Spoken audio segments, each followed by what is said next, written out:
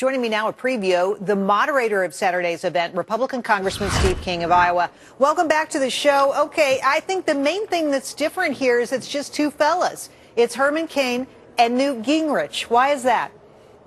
Well, they're two Georgians to start out with, but that really wasn't the criterion. But that does make it locally very interesting.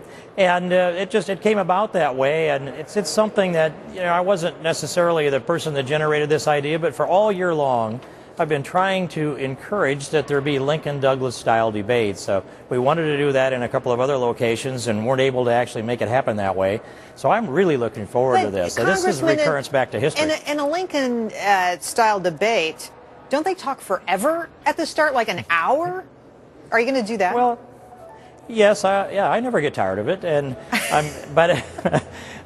there's time segments there, and I haven't really looked at how this breaks down on its line by line, but there will be adequate time to probe the subject matter. All right. And it seems to me that we're about 25 minutes or so in each of the entitlements. That may not be right, but it's at least that long to listen to that conversation. And I'd ask people, think about what it's like if one of these men become president of the United States, and say one of them happened to be sitting in the cabinet. How does this interactivity take place? How do they respond to the arguments of the others? How do they counter that? Well, what's interesting about this is that obviously people are responding. They want to see this thing. They're paying $200 a seat. Some people are paying $1,000 to attend this thing. So you're raising a lot of money for the Tea Party out there. Lots of news, though, about these candidates this week, particularly Herman Cain. What is your take on him right now? He seems to be under the gun, more women coming out, more news about the amount of money they were paid to keep silent, that is, $45,000 in one particular case. It seems to be pretty serious now, these allegations of sexual harassment. Well, the questions keep building. But what I said from the first day, it still is true today, where are the Anita Hills? And we don't know what the specific allegations are. Even the speculation seems to be void of what it is that the allegations might have been. Well, and I would think it's important to find out who they are, find out what the allegations are, and then be able to anchor down who got paid off and who did the paying. Legal requirements have made it all but impossible to name these women, so I think it's pretty clear why we don't know yet who they are.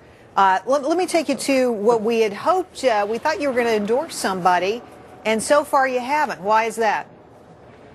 It's a lot harder decision than I thought it would be, Jerry. I mean, honestly, when you get to know these candidates and you learn to admire and respect them and you see the commitment they put into this, it's just a lot harder. And part of that also is you see the candidates going up and down in the polls, and then there's a fair amount of tension around all of this. Part of me is just reluctant to make an endorsement that might be considered as a criticism of the other candidates. I want to have a free and open debate. I want it to be nationwide. I'd like to see it focused on the early states, New Hampshire and South Carolina in particular. And I'd like to see those agendas tied together in those states. So it just hasn't come together for me yet. I hope I find that conviction. It's hard to make an endorsement if you don't have a conviction. It's like changing churches in a way. What does it say about what the American people are going to do, though? I mean, if you can't make a choice, what about the American people? Does it say something about the field of candidates out there that you don't see anybody you can really embrace? Well, or you could see it the other way, that embrace them all, as the opposite side of that. But I think a lot of the Americans are in that condition. And even though the polls have been moving now more, Mitt Romney has held his own. He's been very, very steady across the full duration of this contest. And Herman Cain launched himself up where he's still sitting there at the top of the polls in most of the polls. But it's still, there's a lot of indecision. And a lot of people are looking at what's my second choice, what's my third choice. And we should remember, good organization going on in Iowa right now might change this dynamic on January 3rd. Well, that is going to be interesting to see, actually, what happens on the ground in Iowa. We didn't even get to Gingrich. He's claiming this week that it's going to be him and Romney in the final days. We're going to have to let it go with that, though, Congressman. Thanks for helping us out tonight. We really appreciate your time. Thank you very much, Jerry. I appreciate it, too.